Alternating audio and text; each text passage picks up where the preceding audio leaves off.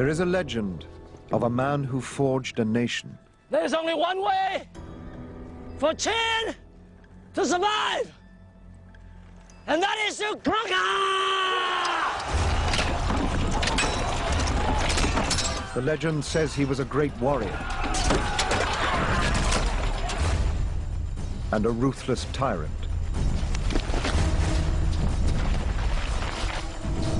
You've executed him. No, not yet. But he was also driven by an obsession to build the greatest nation on earth. The vision drove him to insanity. Here I am! Oh, heaven! But the vision became China. And he was its first emperor. I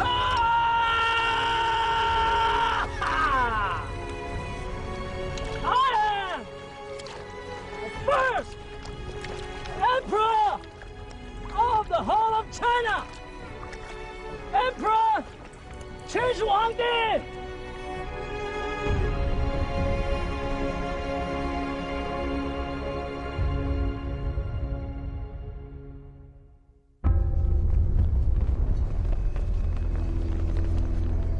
When the first emperor was laid to rest, the legend says that he was the most powerful man on earth.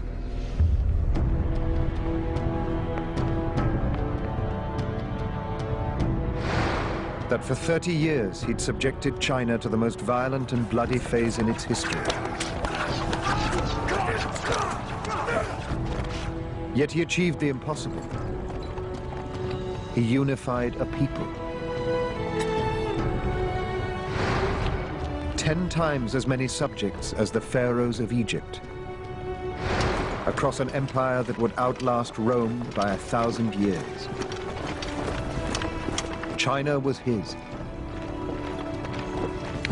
And he fortified it with the single largest structure on earth, the Great Wall. When the doors of his tomb were closed for the final time, the most fantastic part of that legend was born.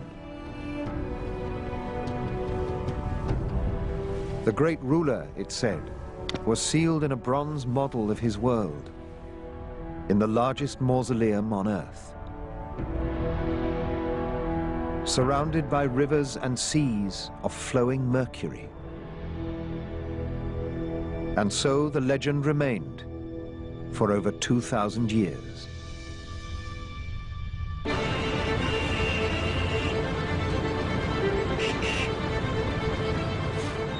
China began, it is said, with its first emperor.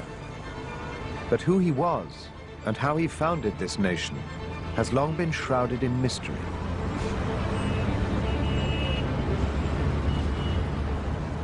For 2 millennia, the only detailed information came from a single written history compiled 100 years after his death. The Shiji, the records of the grand historian Sima Qian, the foundation of the legend.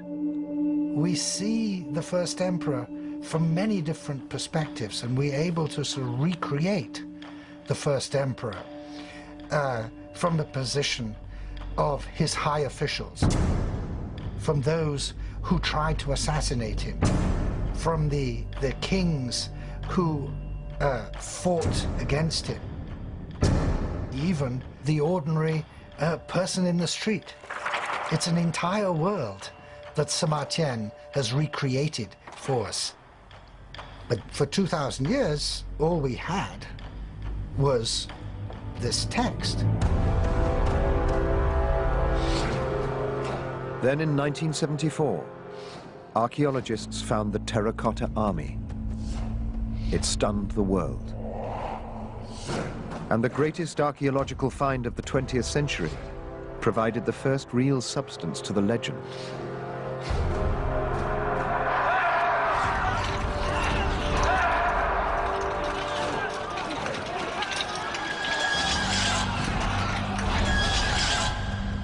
Its scale is unprecedented. Terracotta figures were known about from other burial sites, but never on this scale. Never life-size, or in such incredible detail. And never an entire army. With the discovery of the pottery army, we are finding the truth behind Sima Qian's story, which for 2,000 years was just a legend. It's kind of like finding the real Camelot, except that it is, of course, 1,000, 10,000 times more interesting and more detailed and more fascinating. But the army itself was just the beginning.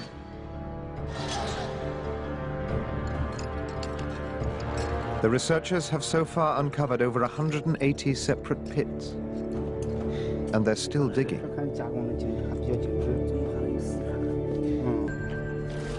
And the more they unearth, the greater the riches promised by the ultimate prize, the Emperor's tomb. For 2,000 years, all that could be seen was a vast mound of earth, as big as the largest Egyptian pyramid. Now Professor Jeffrey Regal from the University of California is hoping that new experimental archaeology will unlock the secrets of the tomb and finally reveal the truth behind the legend of the Emperor. For the first time, archaeologists are probing the mound, and Regal hopes to answer centuries-old questions. Is the Emperor's tomb actually there? Has it been plundered? And could it, as the legend says, really contain rivers and seas of flowing mercury? And if this turns out to be true, what does that say about the rest of the legend? What we knew from the historical texts, from these early stories, from these legends, was the tale of a person who seemed from those sources to be larger than life, almost impossibly large as a real figure, as an historical figure. But if someone could be responsible for a burial complex of that size, of that enormity, then yes, all of this now suddenly rings true.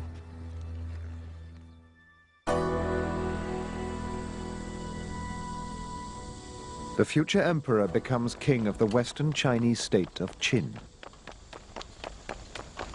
And the omens aren't good. The previous king of Qin has lasted just 3 years.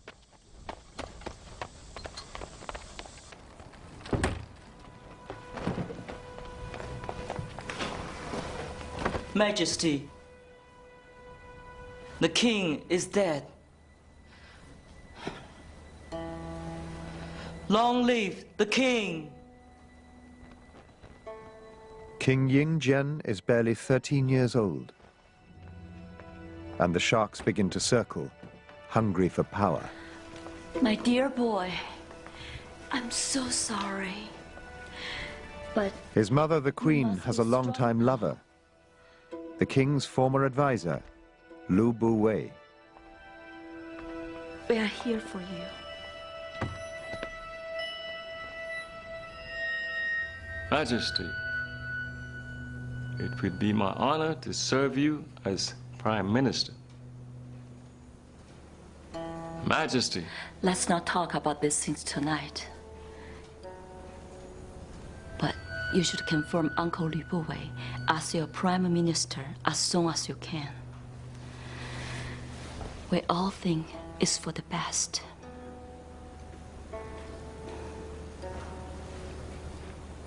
Sleep now. Good night. I shall serve you and guide you as a father.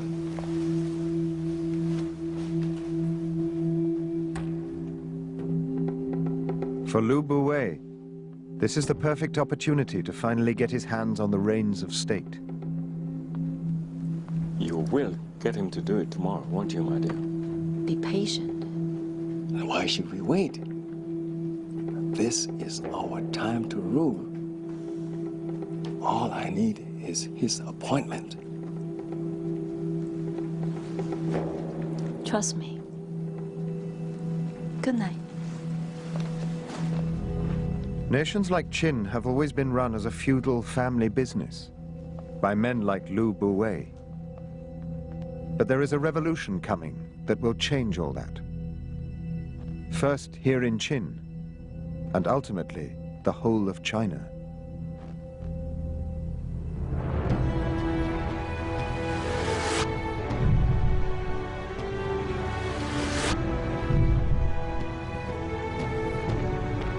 The revolution will be led by a young scholar named Li Se. Just months after Ying Jian becomes king, Li Se arrives at his court looking for a job.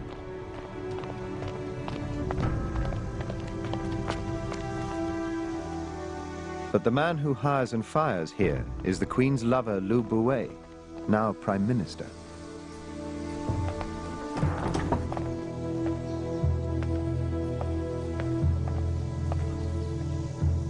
Impressed by Li Se's obvious ambition, he is quick to take him onto his staff. It's an impulsive decision he will come to regret. Sima Qian describes him as a poor young man with extraordinary ambition, as this Machiavellian figure who he sort of implies is the person who wants to run the entire country, and he stops at nothing to get to that position.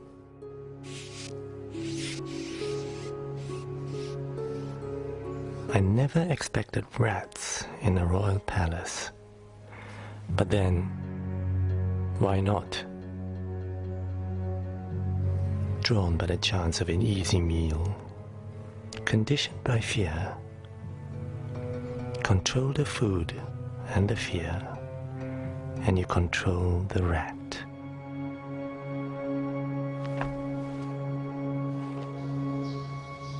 Same everywhere.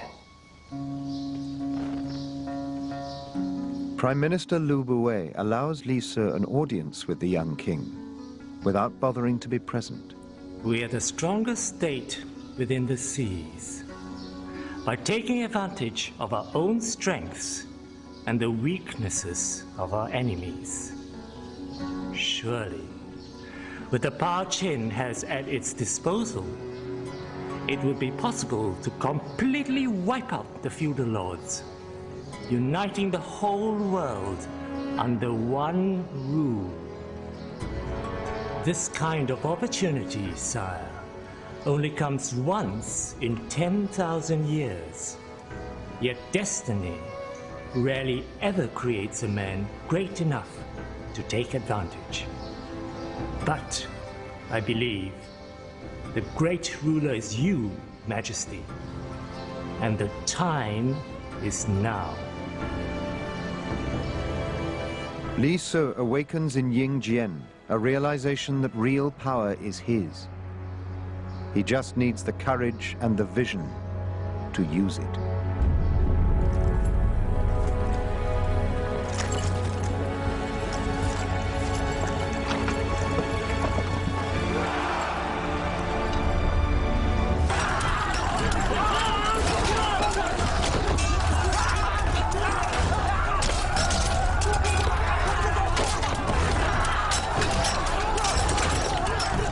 A decade after ascending the throne, King Ying Jian fights for his life and for a dream to forge a new nation, China.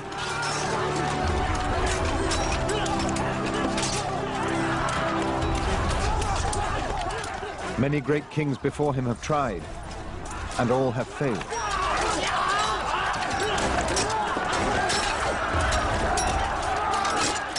But this time will be different. Because Ying Jian is different.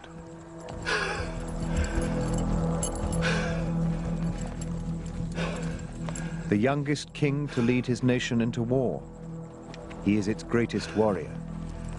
A visionary leader burning with ambition. If anyone can unify China, it is him.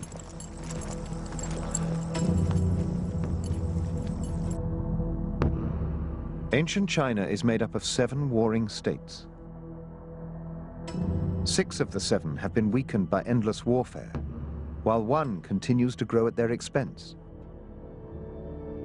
The state of Qin.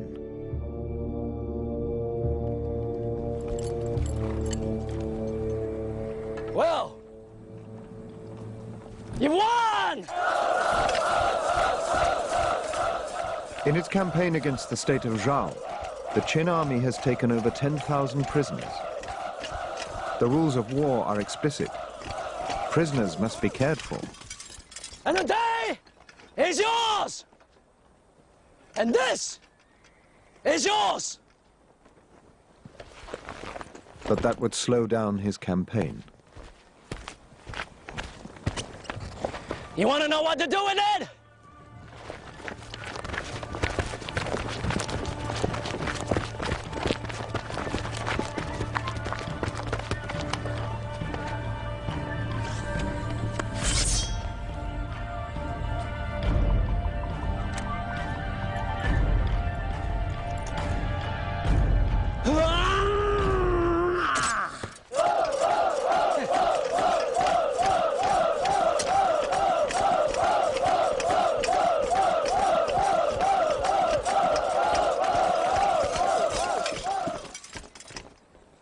There's only one way to treat weakness, and that is to exploit it. There's only one way for Qin to survive, and that is to conquer!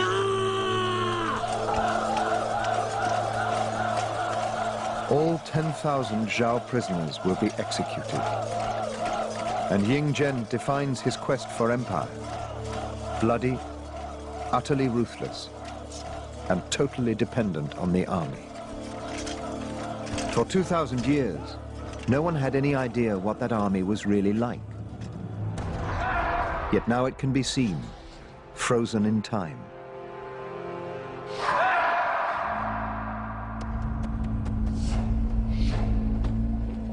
For Geoffrey Regal, this is an opportunity to answer his first great question about the Emperor's meteoric rise to power. Militarily, how did he do it?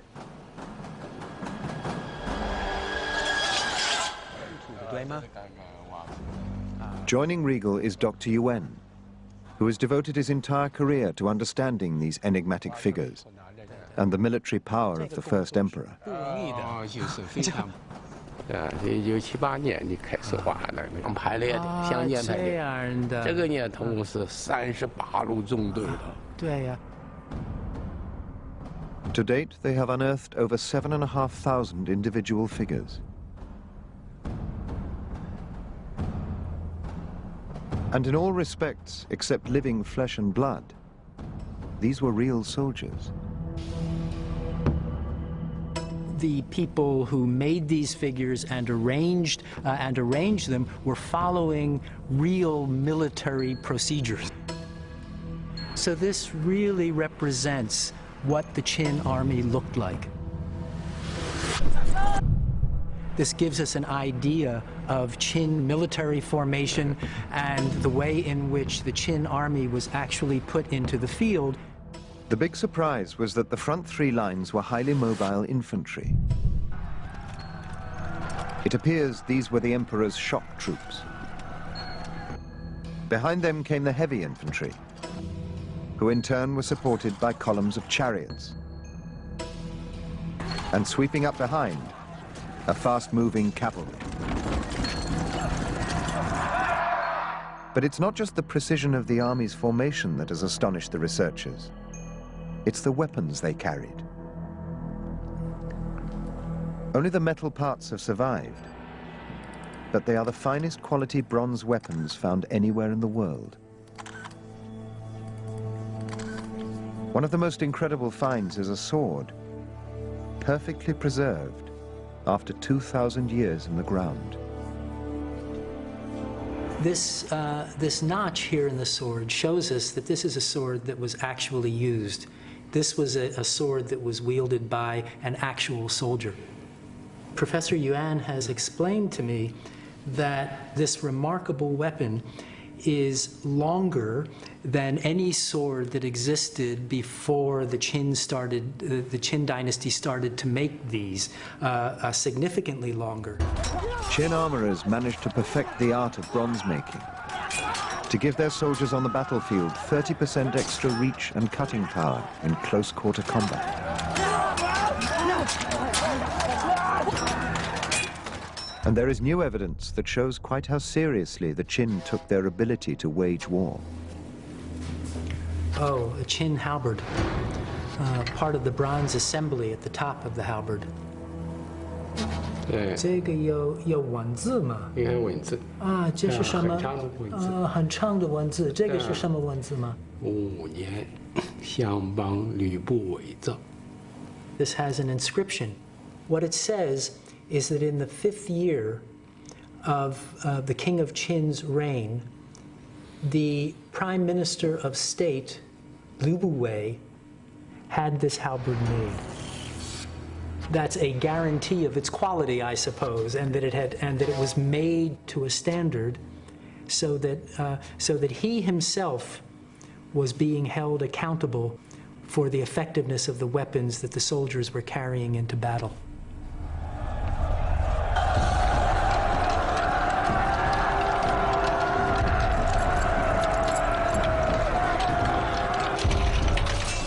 The well-trained, highly motivated Qin army, equipped with precision weapons and led from the front by a ruthlessly ambitious king, creates the perfect conquest machine.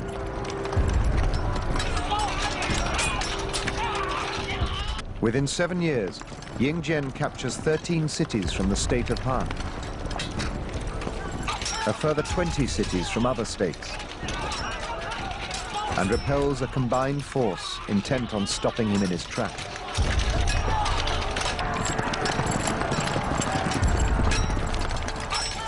But while foreign enemies are easily brushed aside, inside his own court, unseen enemies conspire to destroy him.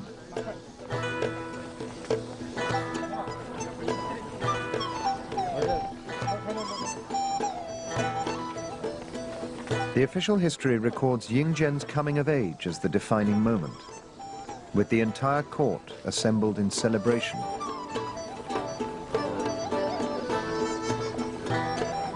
But not everyone's watching the show. The Queen has a new favorite, Marquis Lao Ai.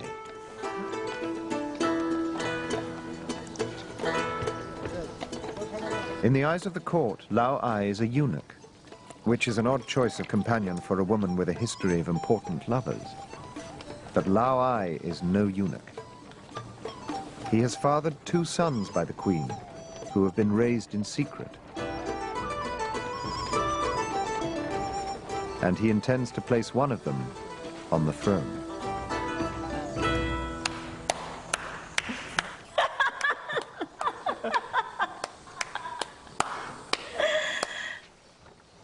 For now, Lao Ai bides his time, waiting for an opportunity to get rid of Yingzhen. He can afford to be patient. His boys are still young.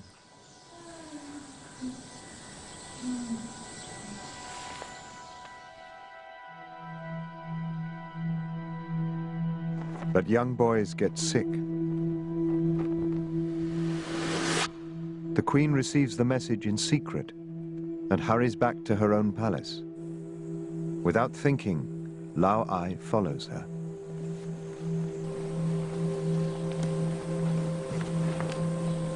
Well?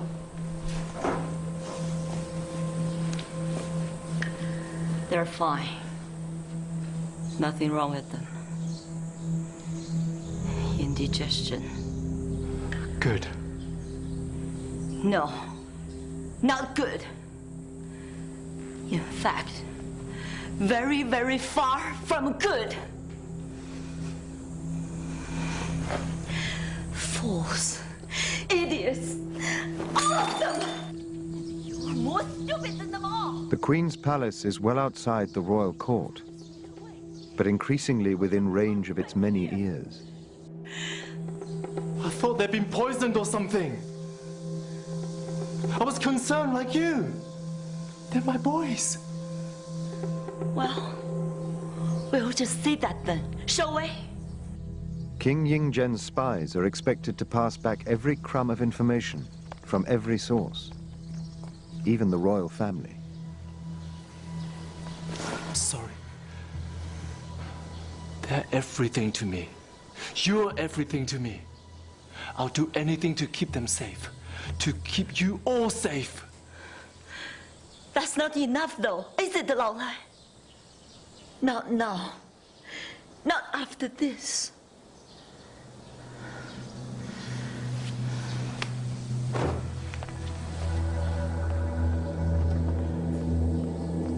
He'll put two and two together very quickly. They'll come. They'll come.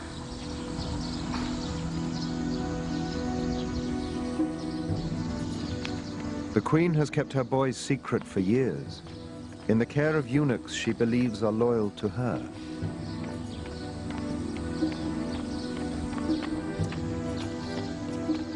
But loyalties change quickly.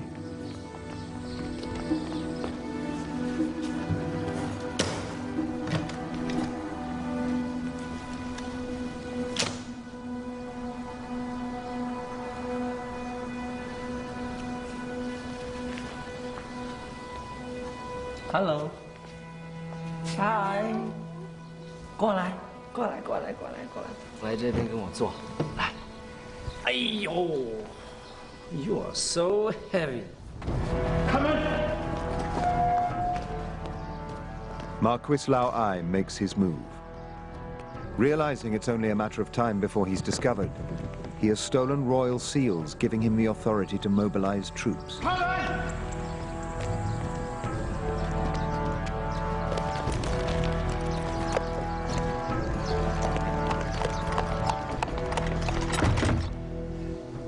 So you think you'll make a good king? Yes.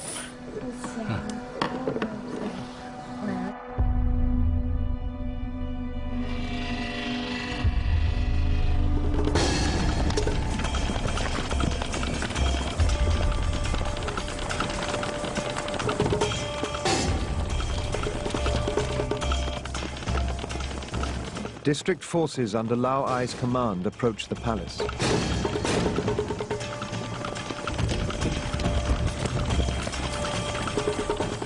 He knows his only chance is to catch the king unprepared, with the palace lightly guarded, and seize the throne.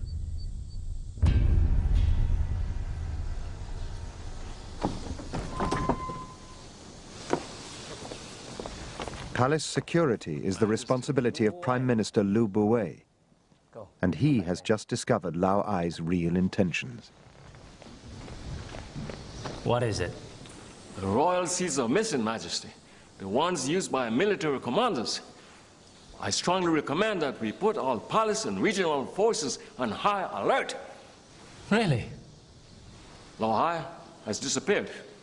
It seems he may have taken the seals. If he is able to mobilize troops, the state could be at risk. Why would he do that? Why would a Marquis threaten us? What could he hope to achieve? I don't know, Majesty. What would a eunuch do with the throne? Even if he had it, who on earth would he leave it to? Eunuchs don't have successors, do they, Liu Buwei? Except, of course, this one does. 2 pretenders to the throne, courtesy of my mother. Some eunuch. I thought years ago he was castrated on your orders, I believe. I find the man responsible if I were you and have words with him. Now, if you don't mind, I think we have a rebellion to crush.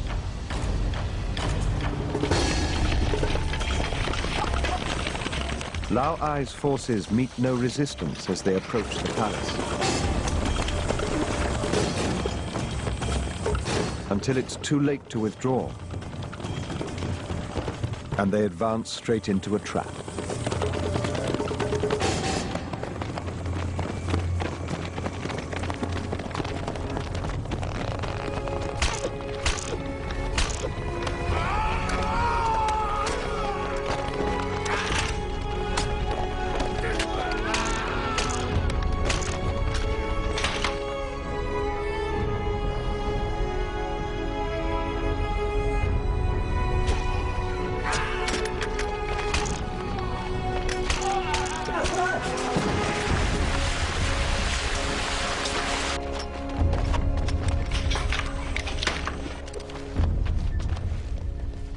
Lao Ai's forces are annihilated, and he is taken prisoner.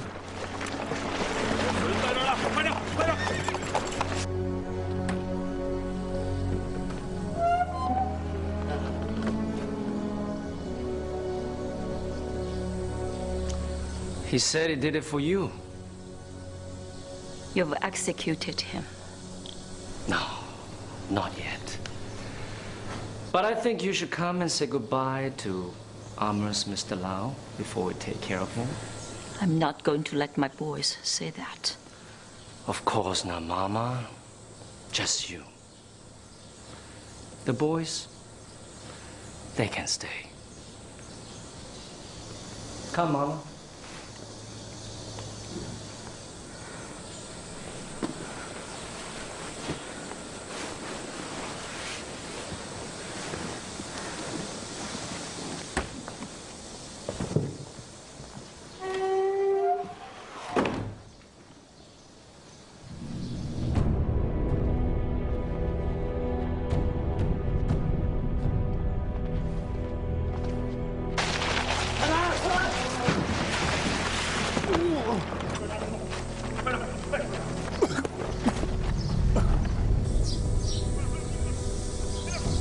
Why didn't you tell me? About Lao Ai. About Lao Ai, Liu Buwei. I'm not the first queen to take a lover. You've done more than that, Mama. Lao Ai's execution is designed to send a very clear and deliberate message. Soon to be reinforced by killing every single member of his family.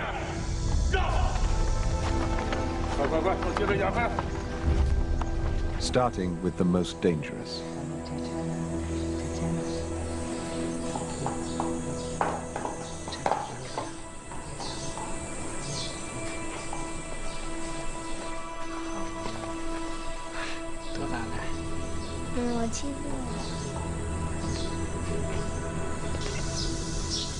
And the boys? Lao Ai knew you see them as a threat. They are not. Not now.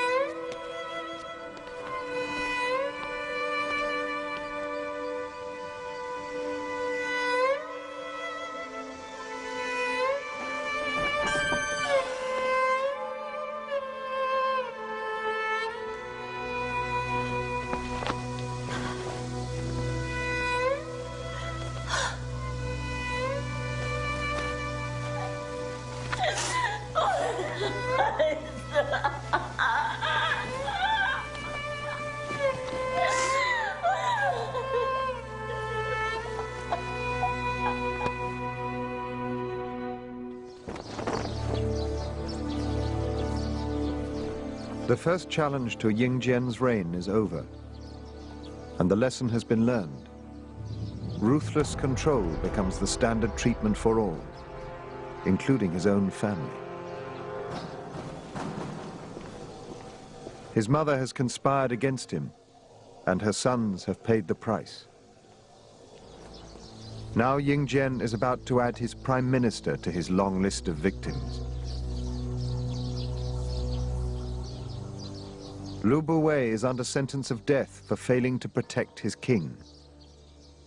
A failure made more painful by the knowledge that the king is in fact his own son. Looking for forgiveness, Lu Buwei? Yes, for your mother. I don't see why. Because she is your mother. Hasn't she lost enough today? Perhaps she has. But perhaps she should have thought a bit more carefully about who she slept with. Then you would not be here. How dare you speak to me like that?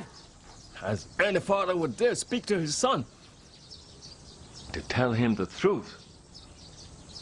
I was never a willing part of this, neither was she. We were both foolish. But I can forgive her. Can you forgive us? I can. And will do what is right for the King of Qin. If I choose to show mercy, then it is only the judgment of a ruler. Nothing more.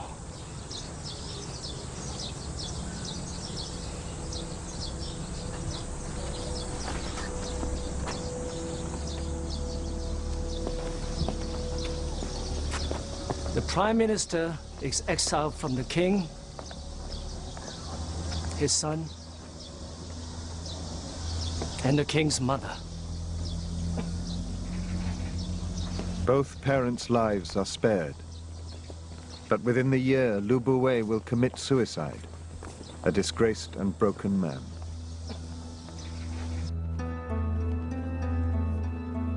Waiting in the wings, his own protege, Li Su. He will be the new power behind the throne, perfecting a totalitarian ideology, ready to impose on a unified China. By 227 BC, the Qin state has swallowed 3 of the independent states of China, like a silkworm devouring a leaf. Panic spreads ahead of the advancing war machine. The state of Yen is next in the firing line, and they know they will be powerless to resist. A diplomatic mission is sent to the Qin court. Its aim? To halt the advancing bandwagon in its tracks. They bring peace offerings to King Ying Jian. The first is a map of Qin's conquests, guaranteed to flatter the king. The other gift is the head of a renegade Qin general, returned as a sign that Yen will not harbor Qin's enemies.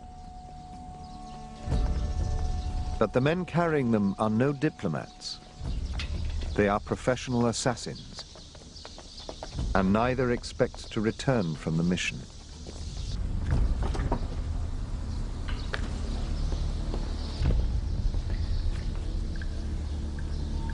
The plan is for one assassin to distract Ying Jian by showing him the head, while the second gets close enough to strike at his heart with a dagger. Bring it up.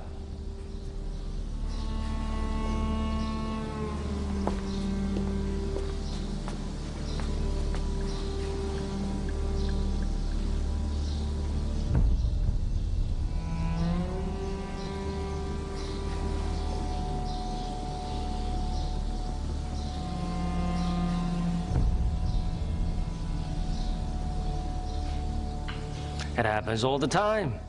Stage fright. Bring me his gift, and let him wait outside.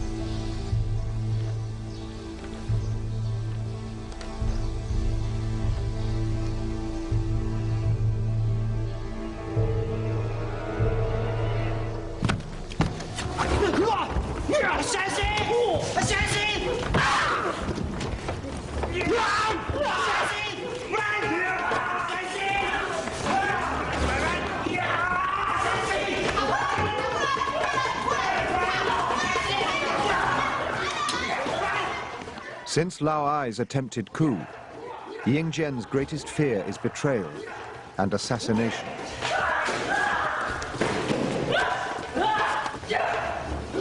Now no one in court is armed except him. And no one except him can summon troops.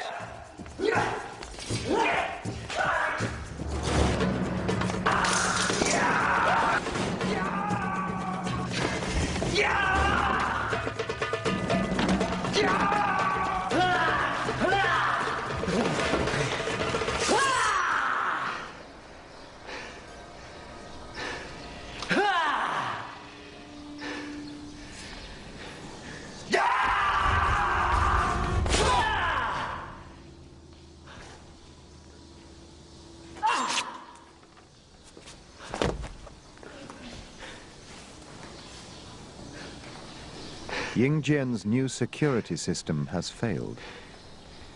The great conqueror, the invincible king, was inches from death. And he knows it. Where are you? Well, a bunch of headless chickens, farmers.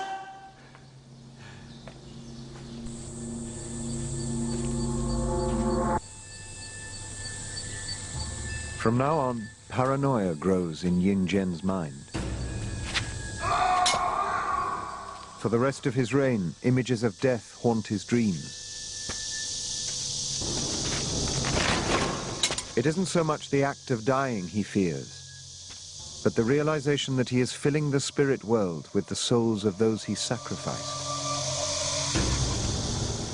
Souls who will all, as soon as he is dead, seek terrible revenge. There is only one thing that can protect him in the next world: a spirit army.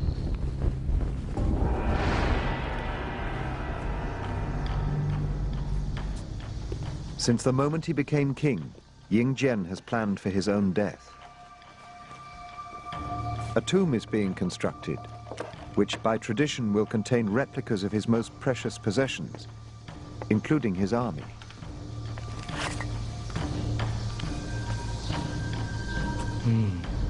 Good. That tradition will continue, Very good. but on a scale no one has ever seen before. How big is this supposed to be? Well, it's a simple question. How big is this going to be?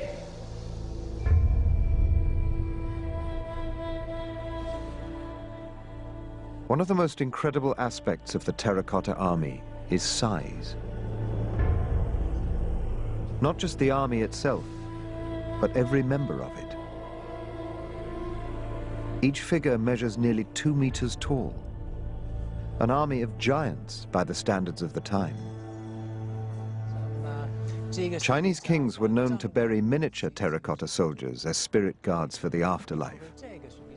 Never a full-sized army with state-of-the-art weapons. He felt that in death, that the spirits of his enemies might actually attempt to attack him, and so he needed a spirit army. These clay soldiers whose very substance would last forever, he would need them in order to protect him from these spiritual enemies that he'd had before. But it seems even the terracotta army was not enough.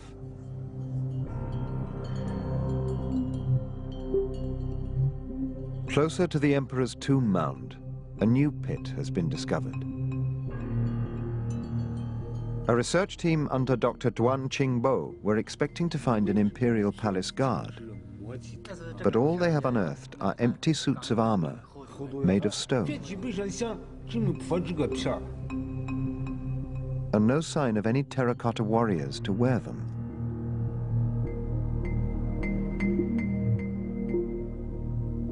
Regal believes the evidence points to an emperor more and more obsessed with death and betrayal. Hey, Duan Qingbo.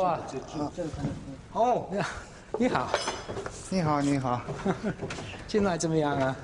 挺好的，挺好的。你好。 When we look at Chinese historical texts, it's unprecedented that we would find or know about stone armor. And in fact, the belief of Mr. Duan and his team and their colleagues is that the burial of this stone armor may have had something to do with the rituals surrounding worship of the spirits of dead soldiers who suffered violent deaths, whose bodies then could not, were torn apart, could not undergo the proper kinds of burial ritual.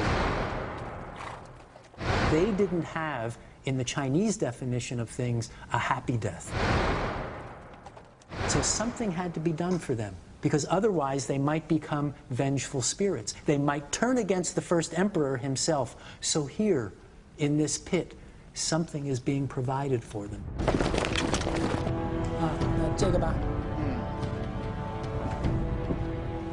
Duan's team has so far found over 200 sets of stone armor in this one small pit. But this excavation is just the corner of a pit as big as the terracotta army. Tens of thousands of stone armor suits were made ready for the spirits of dismembered Qin soldiers.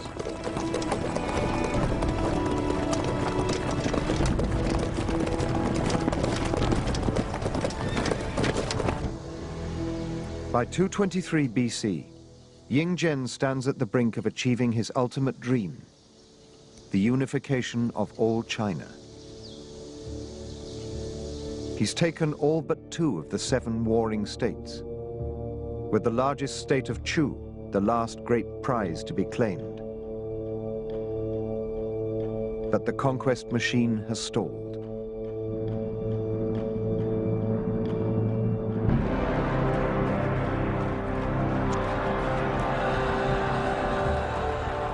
The Chu army has destroyed his first invasion force, and they're more than ready to do it again. Now 500,000 Chu soldiers threaten to end Ying Zhen's dream of empire. In a desperate bid to overcome them, he commits everything he has. New provisions, better weapons, and 500,000 more men. Now 2 vast forces of equal size face each other, and the fate of China hangs in the balance.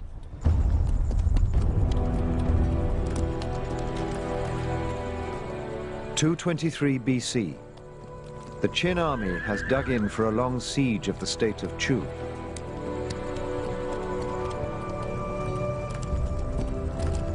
It prompts the Chu generals to reconsider their advanced position. And they decide to withdraw to more defendable lines.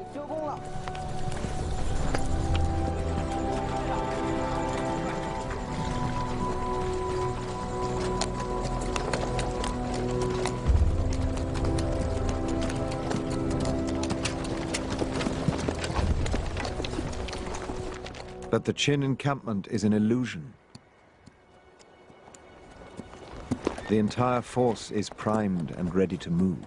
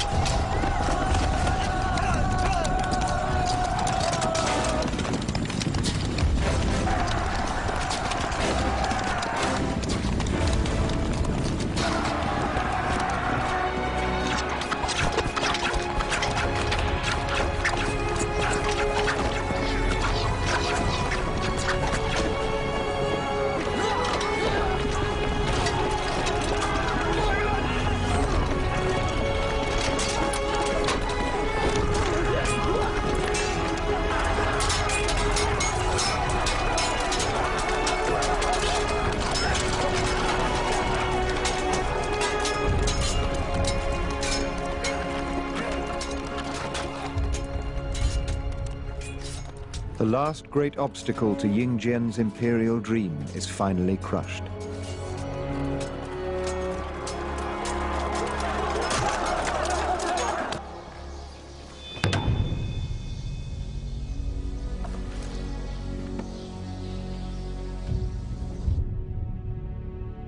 The sole remaining independent state of Qi succumbs without a fight. By 221 BC, the ultimate prize is won. Qin is now China. His China. At the age of 34, Ying Jian is crowned with a veil of stars, symbolizing the divinity of China's first emperor.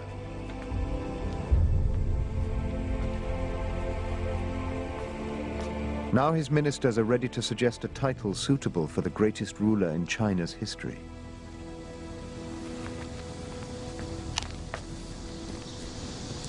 Your Majesty, we, your ministers, have deliberated for many weeks. There are precedents upon which we can draw for the title for such a great ruler as yourself. Of old, there were the celestial sovereign, the terrestrial sovereign, and the great. Am I not the first great sovereign emperor, august ruler of the whole of China?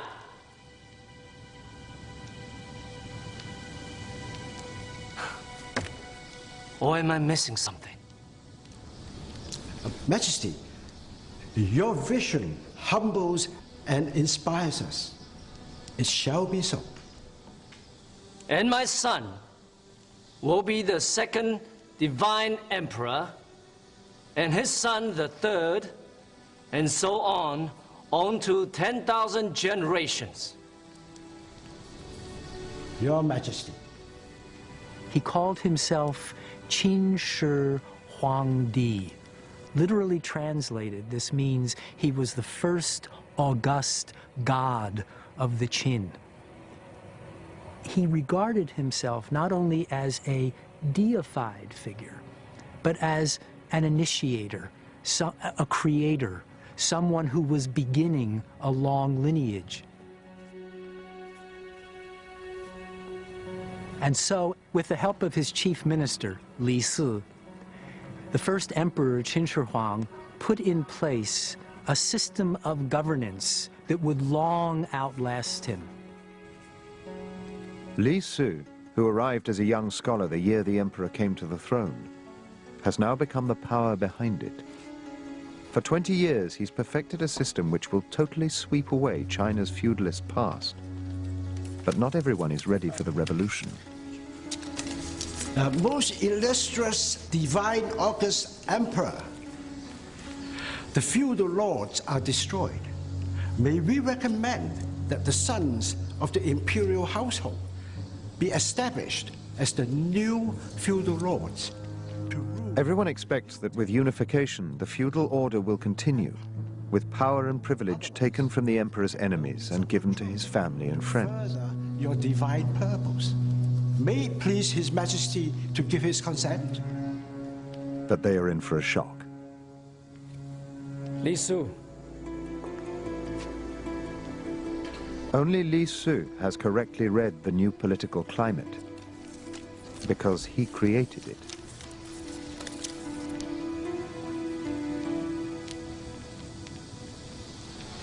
This is insane.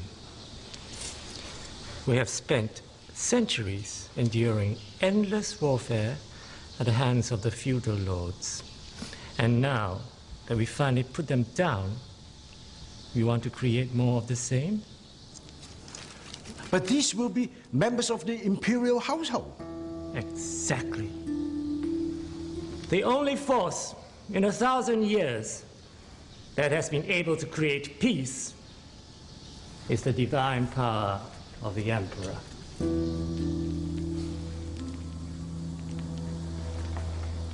To maintain peace, this force must remain undiluted by family ties.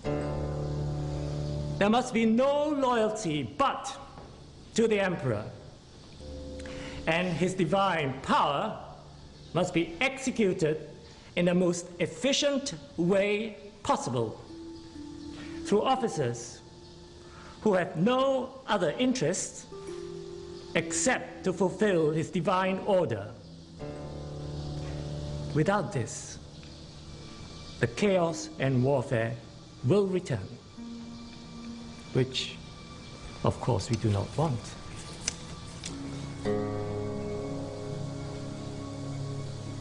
Excellent. He's right. The Minister for Justice is right. I shall personally appoint 6 governors for the 6 commanderies of the empire, 36 in all, which of course is 6 times the number of the states I have conquered. Ah, did I mention 6 is my favorite number?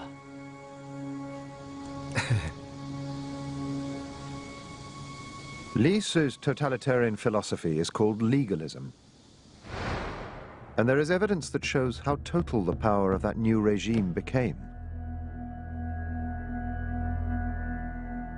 Professor Roel Sturks has been deciphering a series of legal texts from the tomb of a minor official in the distant reaches of the new empire. The text set down rules that governed every part of every citizen's daily life, and the punishments for transgression. If you look at the punishing system in the Qin legal system, then physical punishments that include mutilation, tattooing, for example, tattooing the body, tattooing the face, cutting off parts of the limbs, these were traditionally among the most severest punishments.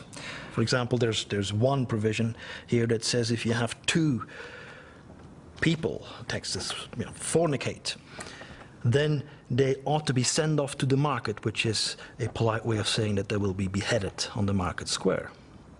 So even private life here is part of sort of the tentacles of Qin law, now to be universally applied to everybody who was a subject, of this new world order called the Qin Empire.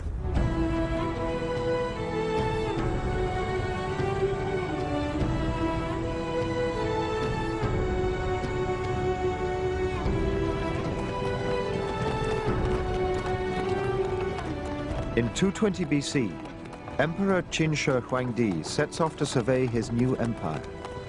For the first time ever, a secure and peaceful land. And he intends to keep it that way. Millions of deconscripted soldiers are now freed from fighting, ready to be reused. The empire is won, but it must be secured with a great war.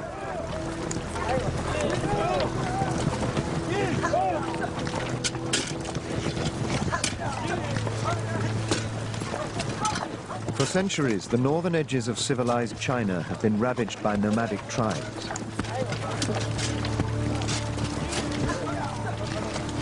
And though the frontier towns have had defensive walls, there were always plenty of gaps.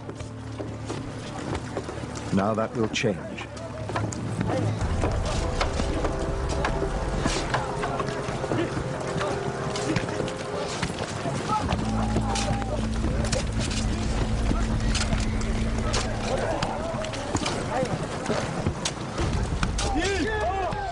With the major wars over, labor is plentiful, and building begins on the greatest engineering project of the ancient world.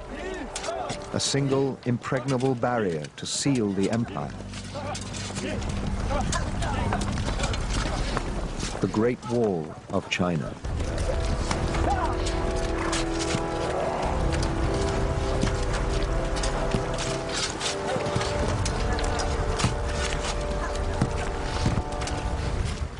Made of compacted earth, it is 10 meters high and 5,000 kilometers long. At its peak of production, the records say over 1 million people are enslaved to build the Great Wall.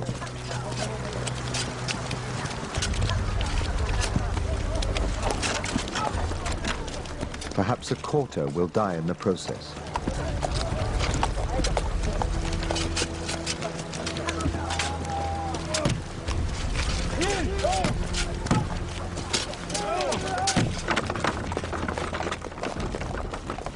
And the emperor's demands on labor keep on growing.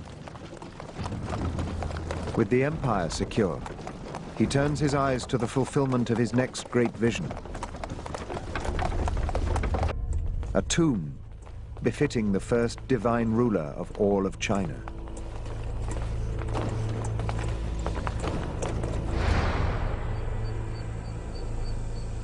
Today, all that can be seen is a vast earthen mound, as big as the great Egyptian pyramid at Giza. The first clue to its possible contents was the terracotta army. But that was over a kilometer from the tomb mound. When archaeologists dug into the space in between, an incredible world opened up. To date, they have found over 180 separate pits, containing so much more than soldiers.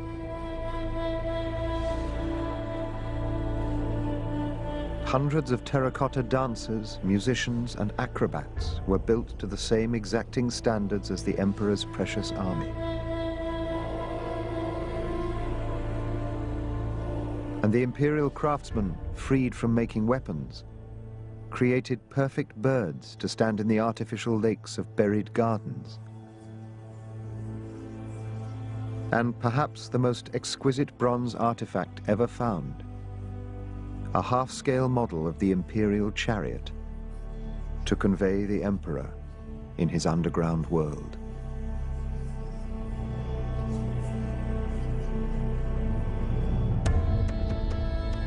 The burial mound, it turns out, is in fact at the center of an enormous necropolis, an above-ground and underground city for the first emperor.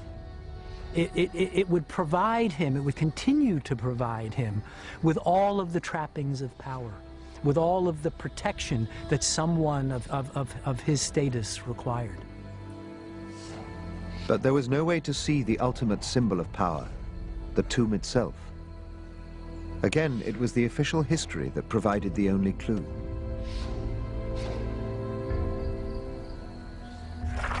But this time, the account seemed too incredible to take at face value. 令将作记录时有所权尽者，既设之。The emperor sent more than 700,000 convicts to dig down through 3 rivers and fill it with bronze. On the floor of the vault, there was created a map of his entire empire, all of China. He had artisans stick jewels into the ceiling to represent the sky, the cosmos above. The streams, the ocean, the text said, were filled with quicksilver, with liquid mercury. He had some kind of machine which circulated that mercury to imitate the actual flowing of the waters. That it would be a kind of water clock, a machine, and that as long as it kept running, the emperor would continue to exist in his enclosed world. A bronze tomb filled with liquid mercury. The idea seems beyond fantasy. The weight of the mercury alone would be thousands of tons. Even though China had mercury ore in abundance, how could one man command such resources? And could it be proved?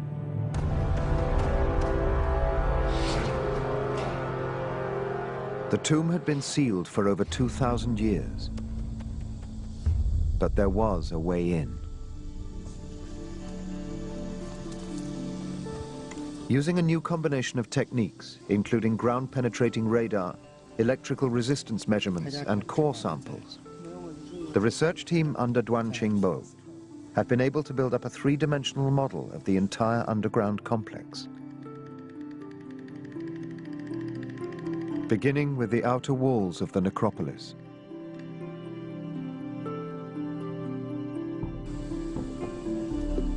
And revealing for the first time the mausoleum structure hidden beneath the mound.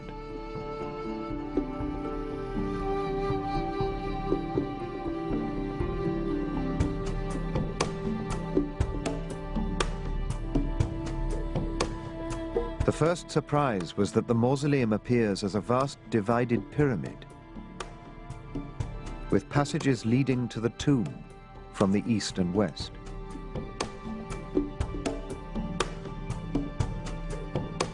And when they took the all-important readings from beneath the pyramid, they discovered the tomb itself. Seen here as a clearly defined area in blue. A space hermetically sealed for 2,000 years. It measures as big as a football pitch. And though at first the pyramid appeared to be a closed structure covering the tomb, the roof of the tomb was in fact exposed to the sky. Or at least it had been originally, before it was buried beneath thousands of tons of earth.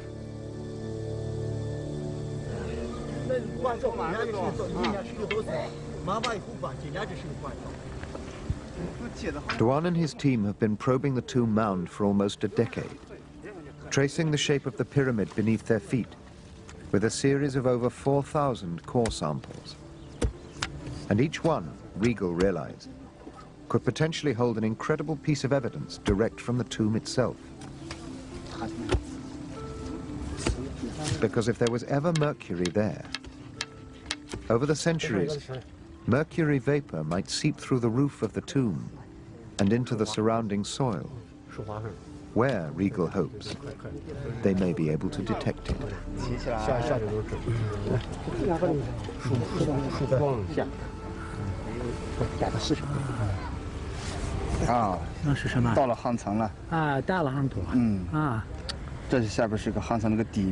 Samples of this sort enable us to see the supporting structure, the rammed earth structure that's supporting the entire mound. But of course, what really interests us is what is the burial like. So if the legend about the emperor having placed in the base of his tomb a map of all of China, of all of his empire with rivers of flowing mercury, if that legend is true, then we can expect that a test of this soil will tell us whether or not it's true, will either provide us with corroboration or won't.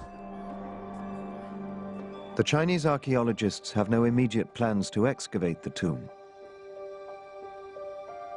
They have no way yet to preserve its contents, and no desire to disturb the emperor's spirit. So for the foreseeable future, The mercury test may be their only way to understand what's inside. Each of the 4,000 soil samples from the tomb mound has to be individually analyzed for mercury content. That process has been ongoing and is almost complete.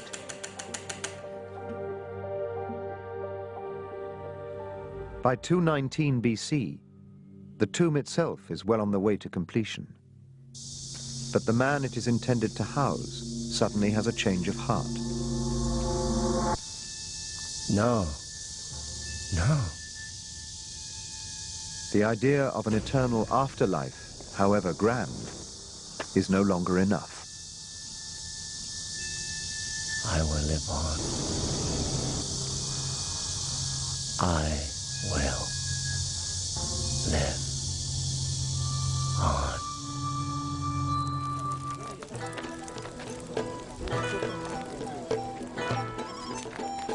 The emperor is once again on the road.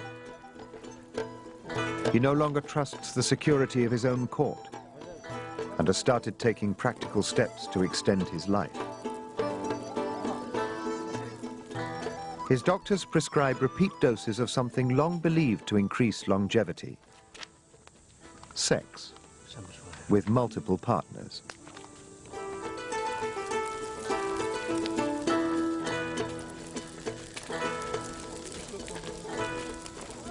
Meanwhile, his new court physician, Zhu Fu, has suggested something more chemical.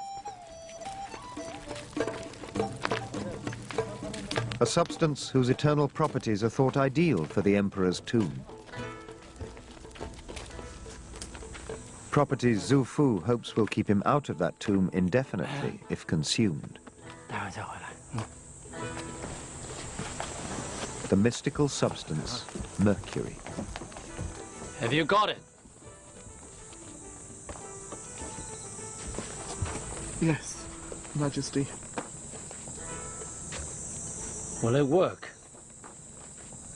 Majesty, all the world's alchemists agree that mercury is highly indicative of increased longevity. How increased? Sire, as with sex, given the right application, it can help. A lot. How much longer one can expect to live is not guaranteed. Then what is?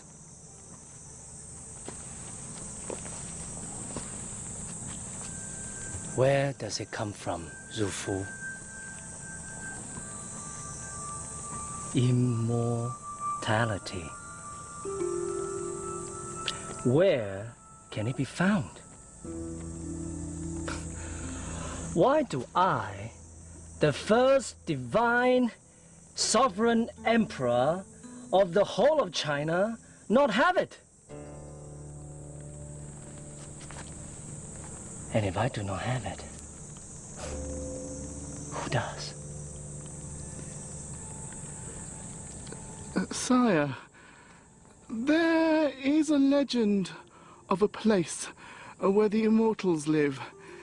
A series of islands called Panglai, where we believe the immortals reside forever. There are two types of elixir, one to restrain the flight of the Hangzhou upon death. Bind them. Majesty? You will go there, find them, and bring them back to me. And then you will personally administer them to me. Majesty. But the whereabouts of the islands are unknown, and I have no means to get there, even if I knew where to go. Give him whatever he needs. Yes, Majesty. This is an imperial mission, and my missions do not fail. No, Majesty. Do you believe me? Yes, Majesty. Go. Zhu Fu is given a small army of his own with which to conquer death. Thousands of young men and women are conscripted to help him search for the islands of Penglai.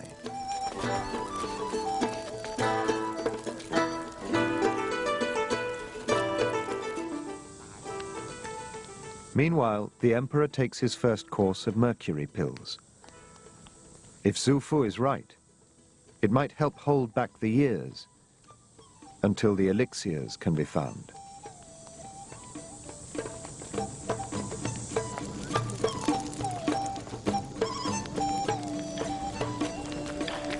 But rulers rarely die of natural causes.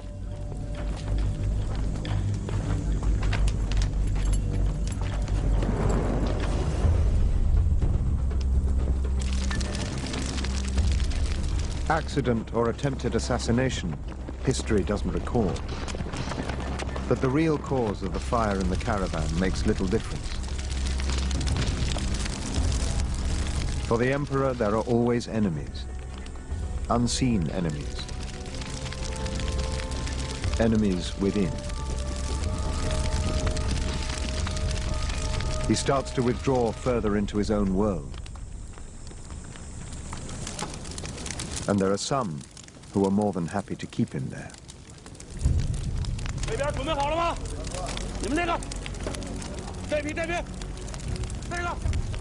Li Su, now promoted to Prime Minister, has been left free to expand his totalitarian state beyond the mundane rules of life.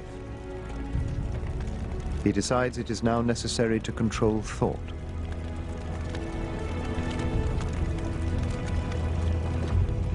And the most obvious step to cutting off free thought is to cut off its supply of ideas. Entire libraries of bamboo scrolls are burned. What is the purpose of writing? To hold information. Some information is useful for the greater purpose. Agriculture, medicine, and we will keep that safe in our hands. And our history, real history, is what we are making.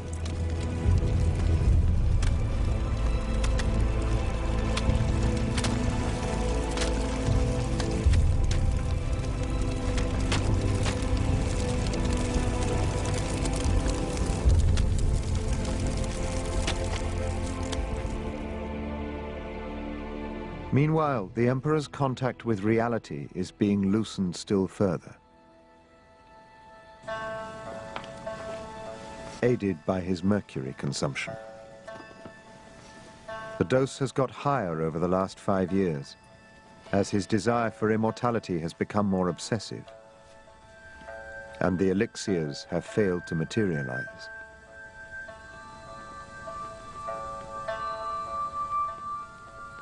But far from prolonging his life, it's actually having the opposite effect. Take it away. Liquid mercury was known to Chinese alchemists as the only substance that could dissolve the eternal, incorruptible metal, gold. To the ancient mind, it must have seemed like a supernatural substance. There was nothing like it. I mean, the natural inclination is to think it has some power, that maybe if you took it into your body, then it would pass this magical property onto you and even perhaps help you prolong your life. But not in its liquid form. Pure mercury cannot be absorbed by the human body. So the Chinese alchemists made soluble compounds they knew were easily digestible. And this, it is believed, is what the emperor took for years. The more he took it, in whatever form he was taking it, the more dangerous it was going to become. As more and more mercury is absorbed into the body, then it begins to attack the nervous system. So slowly you'll get a slight tremor, and that will get worse and worse. But the damage that's really being done to your body is in the brain. Begin with, you become talkative. Later on, you become slightly aggressive. People became very confrontational. They were obsessed with being watched. But eventually, of course, it becomes total paranoia. This is from Gangju.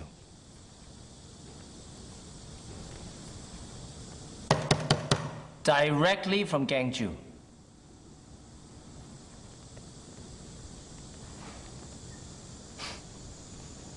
Well, how do they know where I am? Well? Anyone revealing the Emperor's whereabouts is under instant sentence of death.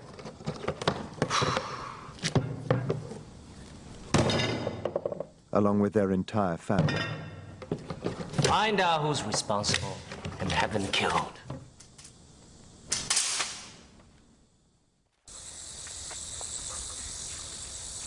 Seven years after Qin Shi Huangdi began his quest for immortality, the mercury is starting to poison his body as well as his mind.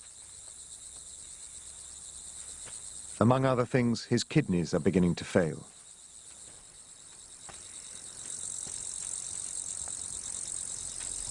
He knows his time is running out,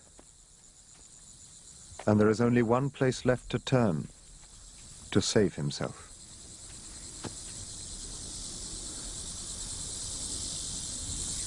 Here I am! Oh, heaven! Your divine Son speaks!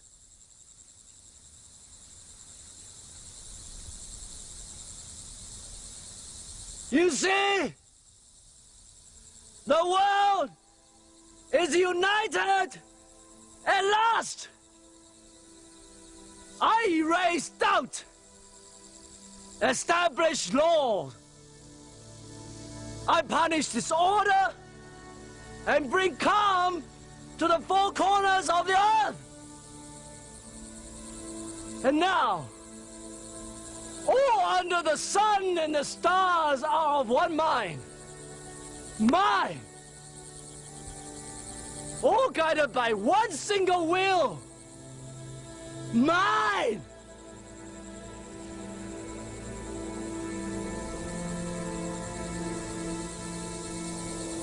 And one day, I shall be gone. I shall be gone.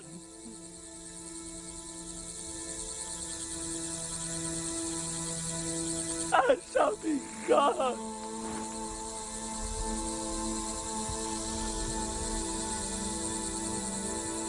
Give me that divine power.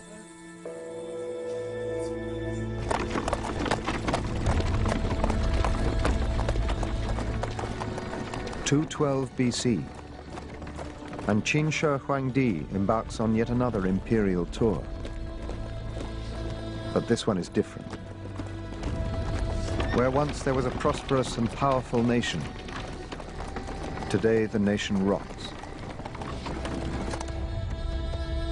The land is starved of labor for the emperor's great projects. Famine looms, and there's nothing anyone can do.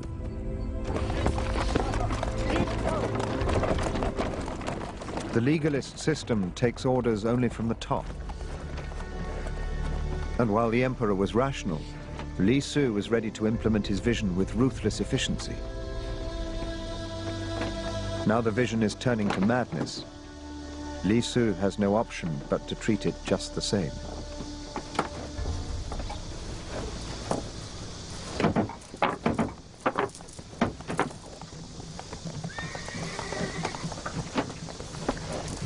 Li Su?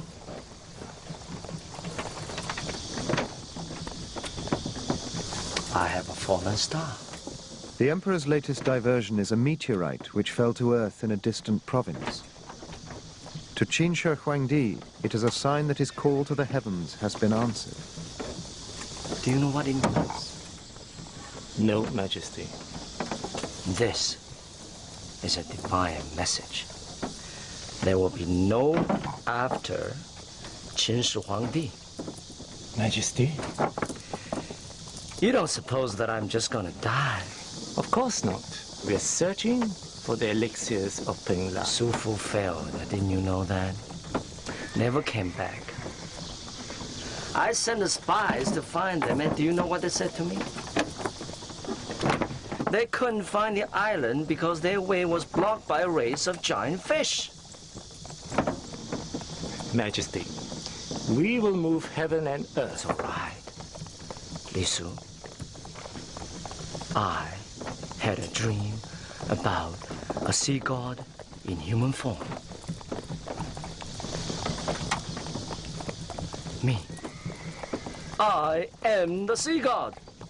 I've ordered the armorers to build me a giant crossbow so I can hunt the fish. How big do you suppose they are? In the sea. Yes, that's where they live.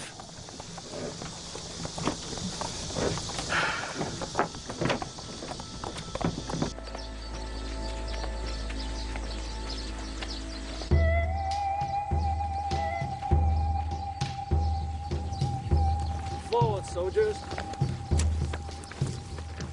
The historical records say the emperor reached the island of Zifu on the coast of China in the 10th month of 210 BC.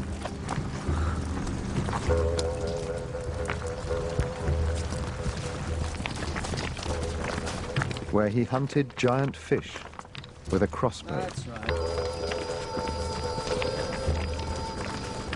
The great realist is now immune to reality. All right, let me down here. The divine ruler, warrior king of the Qin, has gone. In his place, a madman whose every whim, however bizarre, must be accommodated. Ha! I'm here! Coming for you! Ah!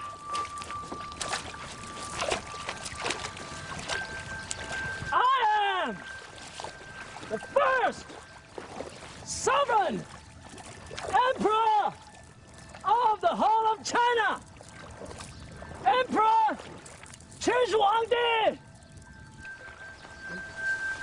And now, I command you to let my people pass!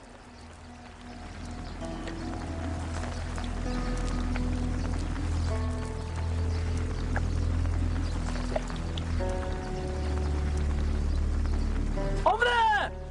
Li Su! Over there! East! East! Steady!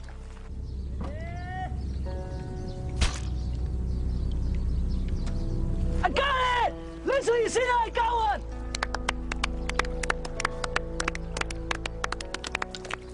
While the emperor plays in a world of his own, his advisors plan what to do with his empire. Once his poisoned body has gone the way of his poisoned mind. Whoa! Yo! Two! Li Su! The emperor's eldest son is his natural successor, and he's known to be as strong-willed as his father. With Li Su is a senior eunuch named Chao Ke, and one of the emperor's younger sons, Hu Hai. An altogether different proposition. If we let things proceed by natural order, we'll get another pig-headed maniac. And the system will collapse. And what is so wonderfully natural about that? But there'll be a moment when things can be allowed to change. There always is.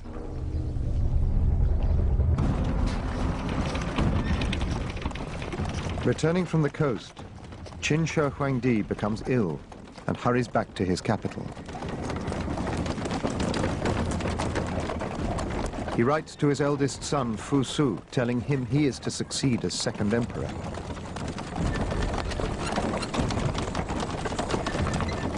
But the imperial convoy never makes it home.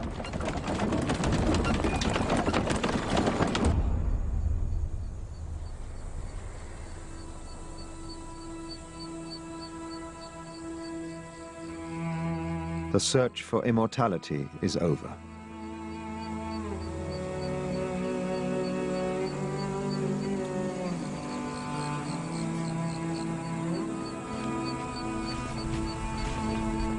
Majesty.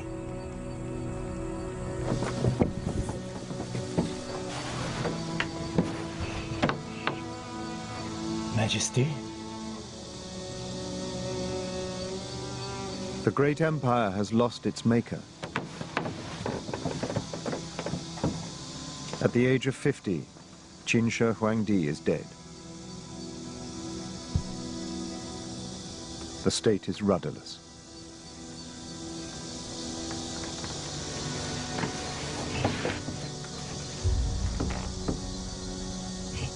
And this is exactly the moment Li Su has been waiting for. He decides to keep the death secret, to give himself time to put his plan into action.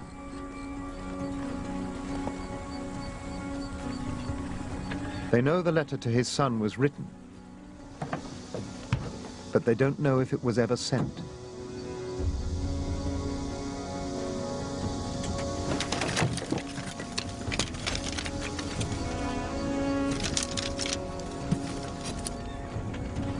Their luck is in. The letter is still there.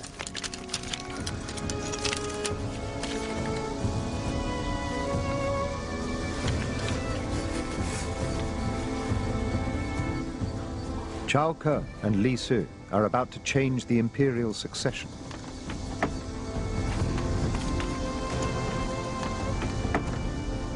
And it will bring the empire to its knees.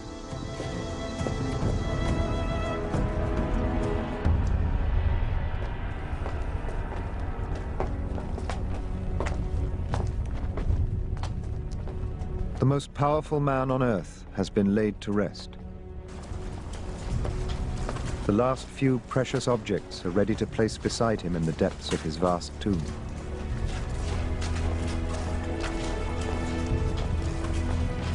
But while the formal rites proceed according to the emperor's wishes, outside in the imperial city, a power struggle is underway. From a recently opened pit close to the emperor's tomb comes evidence to suggest that the imperial family was tearing itself apart.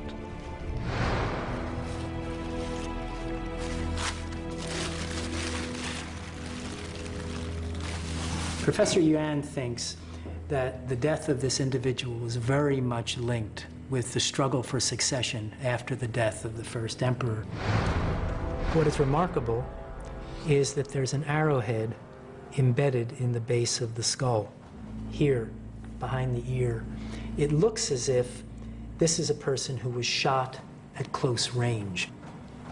That means, of course, that this was no accident. This was an assassination.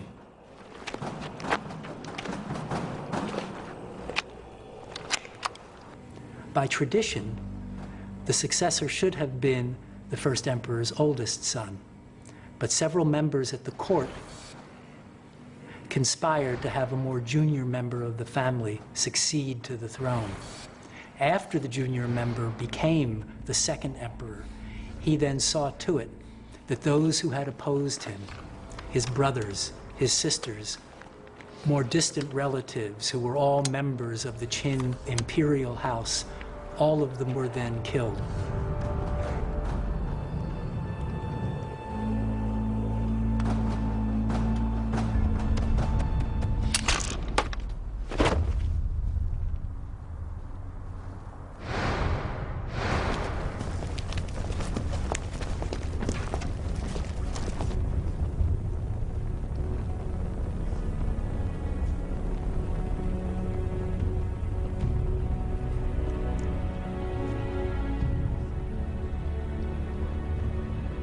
The emperor is ready for his final journey, and he will not go alone.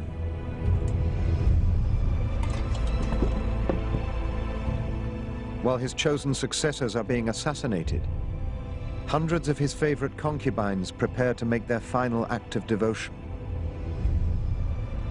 They will stay with their master to start a new imperial family in the next world. But while the terracotta soldiers stand guard over their emperor, outside, real soldiers are fighting real battles. Rebellion stirs.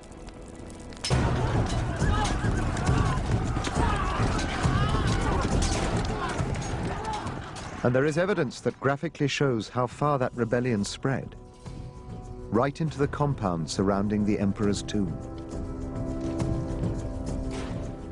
The stone armor reserved for the emperor's dead soldiers shows clear signs of an intense fire that swept through the burial pits.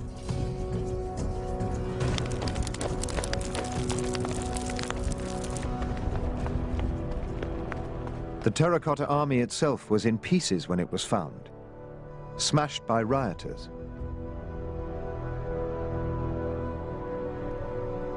The one area the rebels would never reach is inside the tomb. This is the emperor's final resting place, and he must never be disturbed.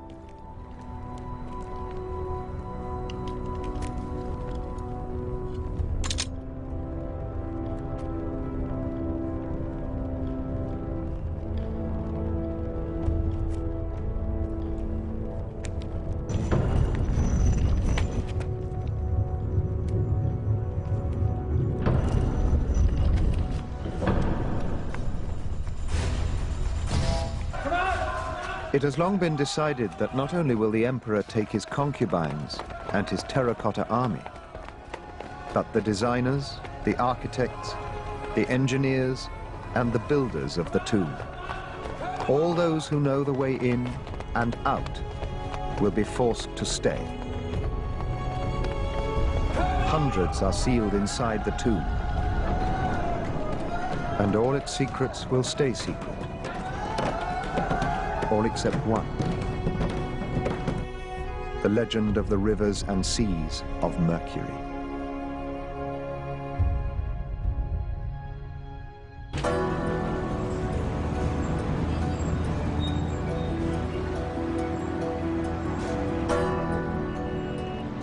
"4,000 soil samples taken from the tomb mound of the first emperor have been tested at Beijing University for traces of mercury.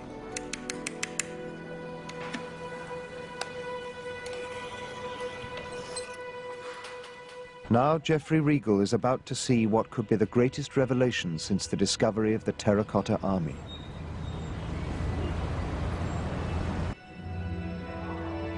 He's come to meet Dr. Liu, who's been processing the samples. And the results are ready. The first piece of news is that there is mercury there, in huge concentration. And it's not just found anywhere. Each red dot is a core sample. Each blue one, where mercury is found. The dark blue show the highest concentrations. And all of it within the actual tomb. Oh, well, this is an extremely interesting map. This concentration here corresponds to Bohai, the sea that we know the first emperor visited in his search for immortality.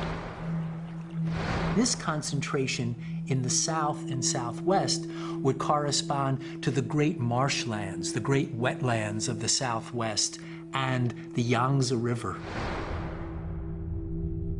It's just startling, in fact, that one would find, confirmed so neatly, one would find such a striking and exact correspondence between scientific evidence and ancient legend.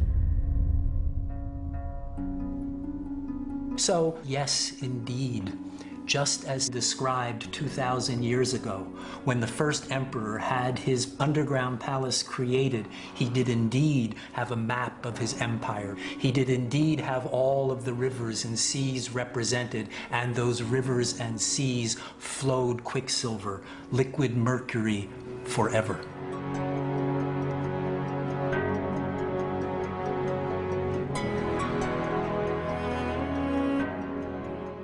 Qin Shi Huangdi left a legacy the like of which has never been seen before or since. A nation unified for the first time, with a single written language that is still being used. A system of administration that survives to this day. And a great wall that still stands at the edge of his realm. But more than anything, Qin Shi Huangdi created the idea of China, a people and a land as one. Perhaps his desire for immortality was realized after all. Here I am!